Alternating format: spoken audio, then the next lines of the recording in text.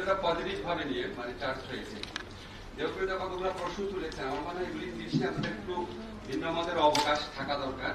যেমন উনি বলেছেন ইলেকশন বর্জনের কথা, ইলেকশন বর্জন আমাদেরকে কোথায় নিয়ে যাচ্ছে।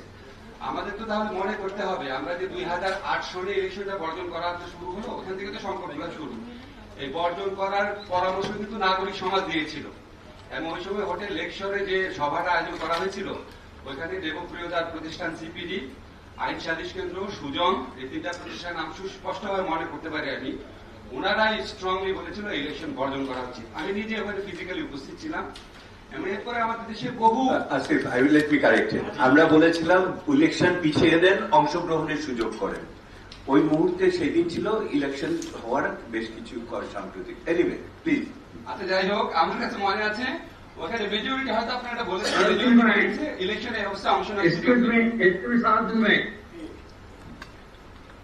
I have rejoined from the car because as I said, I have another engagement. I have to go. So I'm just telling you my situation. That's all. Have you joined after 5 or 10 minutes? Dr. Asif told me to speak. I'll give you after this. No, not a problem. I am in the car. That's all I'm trying to tell you. I can join from the car.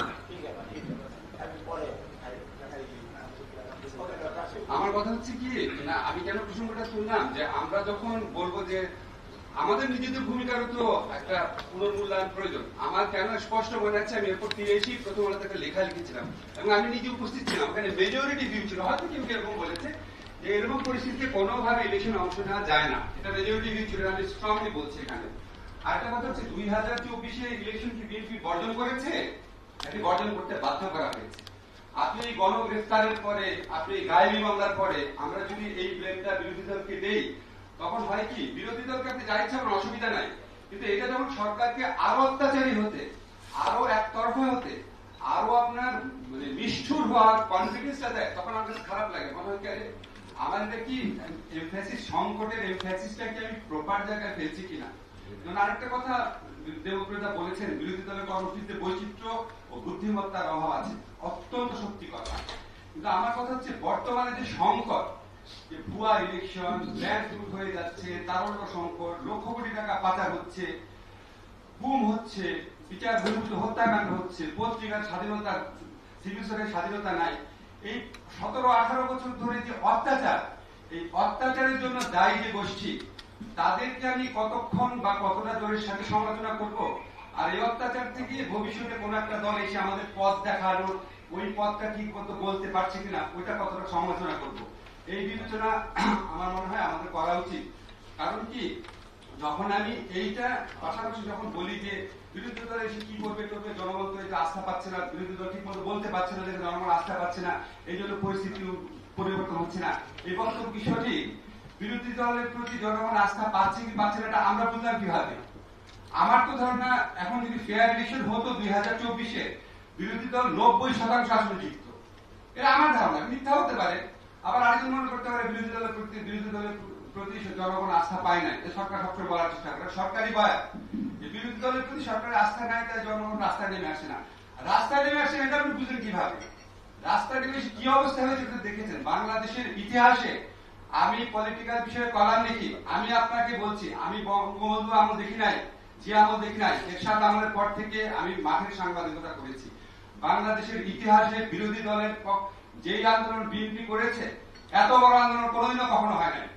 2014 থেকে 3টা তারা বড় আন্দোলন করেছে, কোনোদিনও আওয়ামী লীগ আমলে এত বড় আন্দোলন হয় নাই। হ্যাঁ, রাষ্ট্র তখন সরকারি দল যত নিষ্ঠুর ভাবে, যত সর্বাত্মক ভাবে বিরোধী দলকে দমন করতে পেরেছে, তার চেয়ে অনেক বেশি শক্তিমত্তা, নিষ্ঠুরতা এবং বর্বরতার সাথে বর্তমান সরকার দমন করতে পেরেছে। এখানে হচ্ছে ডিফারেন্স। এখানে আমাদের যখন আমরা এই দিনগুলো বলি, তখন আসলে মনে হয় যে সরকারের অনেক বেশি কনফিডেন্স হওয়ার কারণ জন্মায়, যার এখন সিভিল সোসাইটি বলা শুরু করেছে, সিভিল সোসাইটিও বলা শুরু করেছে বিরোধী দলের কর্মসূচি নাই থেকে জনগণ আস্থা পাচ্ছে না, রাস্তায় নেমে আসে না। এটা সত্যি না। আপনি এত বেশি অত্যাচার করেন, আপনি রাষ্ট্রীয় প্রতিষ্ঠানগুলোকে এত ভয়াবহ ভাবে, জঘন্য ভাবে ব্যবহার করেন যে জনগণ আপনাকে এত অপছন্দ করে কিছু করতে পারছে না। সিরিয়াতে জনগণ সরকারকে অপছন্দ করে না, কম্বোডিয়াতে করে না, আপনার মিয়ানমারে করে না, উত্তর কোরিয়াতে করে না, কিছু করতে পারছে? মোটামুটি এরকম একটা পরিস্থিতি দাঁড় করানো হচ্ছে দেশে। আরেকটা দেবপ্রিয়তা আপনি বলেছেন যে এই যে রূপকল্প থেকে বিরোধী দল একটা সরকারি দল কিছু জিনিস নিয়েছে, এটা মানে জনগণের মধ্যে আশা তৈরি করেছে। রূপকল্প থেকে আপনাদের ওরা কি নিয়েছে আমি ঠিক বুঝলাম না। আমরা সরকারি দলের শাসন বলতে বুঝি ভুয়া নির্বাচন, বিদেশি সম্পত্তি পাচার, ব্যাংক ধ্বংস করা, শিক্ষা ব্যবস্থা ধ্বংস করা, গুম করা, বিচার বহির্ভূত হত্যাকাণ্ড করা, পত্রিকার স্বাধীনতা হস্তক্ষেপ করা, গায়েবী মামলায় শাস্তি দেওয়া, সমস্ত প্রতিষ্ঠানকে কুক্ষিগত করা এবং এক ব্যক্তি শাসন প্রতিষ্ঠা করা। এগুলি কিছু তো আপনাদের উপকল্প ছিল না। ডিজিটাল বা এরকম আপনার স্মার্ট এখানে কিছু শব্দ দিতে পারে তারা, কিন্তু ইন সাবস্টেন্স তারা আপনাদের সম্পূর্ণ বিরোধী কর্মসূচি নিয়ে গেছে। তাদের এখানে সরকারকে প্রশংসা করার কিছু নাই। আরেকটা কথা হলো, সরি একটু সময় নিচ্ছি, আমরা যে বলি যে আমরা সবসময় একটা বলার চেষ্টা করি আমাদের সিভিল সোসাইটির ভূমিকার পুনর্মূল্যায়ন প্রয়োজন। আমরা অনেক সময় আমি দেখেছি এই 24 সনের ইলেকশন আগে আমরা বারবার কেউ কেউ বলেছি নির্বাচনে আসলে নির্বাচনই কি সব, নির্বাচন হলে কি সব হয়ে যায়, কর্মসূচি করি, বিরোধী দল তো সংসদে আসেও না, নির্বাচন হলে কি সব হবে। আমি আপনাদেরকে বলে যাই, আপনাদের চেয়ে আমার অভিজ্ঞতা কম হতে পারে, কিন্তু আমার মধ্যে 100% সততা আছে এবং সেই সততা থেকে বলি ইলেকশন অনেক কিছু। আপনাকে শুধু বিশ্ববিদ্যালয়ের কথা বলি, ইলেকশন নাই দেখে গত 15 বছরে এই সরকার আমলে 900 ঢাকা বিশ্ববিদ্যালয়ে 900 নিয়োগ হয়েছে। আপনারা পত্রিকা করেছেন, এখন অবস্থা এমন দাঁড়িয়েছে যারা বিএনপি পন্থী সংগঠন আছে তাদের লেকচারার অ্যাসিস্ট্যান্ট প্রফেসর পদে প্রার্থী খুঁজে পাওয়া যায় না, ভয়ে কেউ প্রার্থী হয় না। ঢাকা বিশ্ববিদ্যালয়ের অবস্থা, এটা প্রথম আলো রিপোর্ট, শুধু আমার কথা না। সাদা দল থেকে ইলেকশন করার সাহস পায় না, এই পরিস্থিতি দাঁড়িয়েছে। এই পরিস্থিতি কি আগে কোন আমলে ছিল? বঙ্গবন্ধুর আমলে ছিল, জিয়ার আমলে ছিল, এরশাদের আমলে ছিল, খালেদা জিয়ার আমলে ছিল। গত 10 বছরে 12 জনকে শাস্তি দিয়েছে ঢাকা বিশ্ববিদ্যালয় অথরিটি, সরি গত 15 বছরে এই 12 জনের মধ্যে 12 জনকে শাস্তি দিয়েছে কথা বলার অপরাধের জন্য, চিন্তা চর্চার স্বাধীনতার জন্য। তার মধ্যে আপনাদের অত্যন্ত পরিচিত ইমতিয়াজ স্যারও রয়েছেন, নীল দলের সভাপতি রহমতুল্লাহ প্রফেসর, তাকেও শাস্তি দিয়েছে সামান্য হেরফেরের জন্য। ঢাকা বিশ্ববিদ্যালয় অথরিটি 12 জনকে শাস্তি দিয়েছে 17 বছরে, কোনদিন কখনো এগুলি ঘটে নাই।